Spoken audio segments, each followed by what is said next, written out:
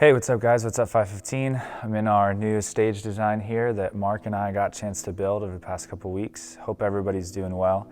Before we jump in, just wanted to let you know I am hoping and planning to join you guys throughout this week and next week in some of your Bible studies, just to pop into Zoom calls, say hi to everybody, get to see your faces. Still gonna let the group leaders lead them for you, but just really want a chance to connect with each of you as we don't get to meet together in one person, in one body anymore. So anyway, James chapter 3.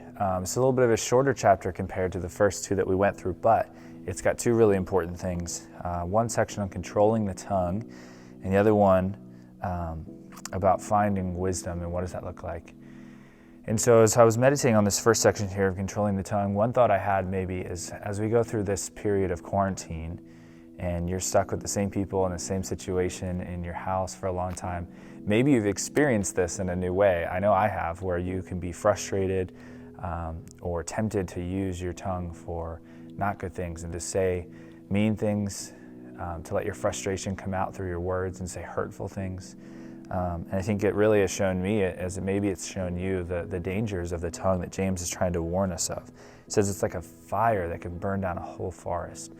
And so one thing I want to encourage you guys to do, and I'm going to have a question like this for you guys to discuss in your groups, is how do we get more out of our Bible when we're reading it? And I think one way I've always used is when James or Apostle Paul or anybody's writing letters like this in the New Testament in particular, when they use analogies like this, it's really important to just pause and just try to understand, why did they say it like that?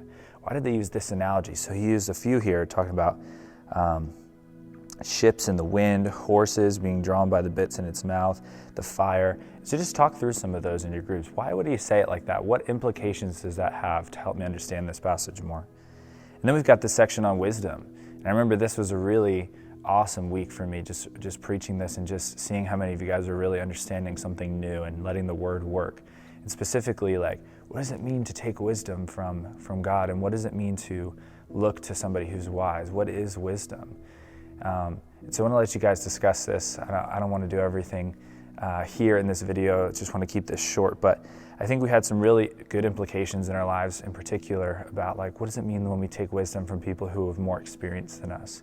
As young people, what does that look like for us? It might look like taking wisdom from our parents, which maybe is the hardest one to do, but it could look like a bunch of different things. So I'm going to put the same discussion questions from this passage as well in the questions for this week, so you guys can kind of rehash some of those moments and reevaluate. And I remember Josie Lackey, this was an influential passage for you in the next couple verses, as you shared in your testimony of just learning to listen to the wisdom from others. So shout out to Josie. I hope you're doing well.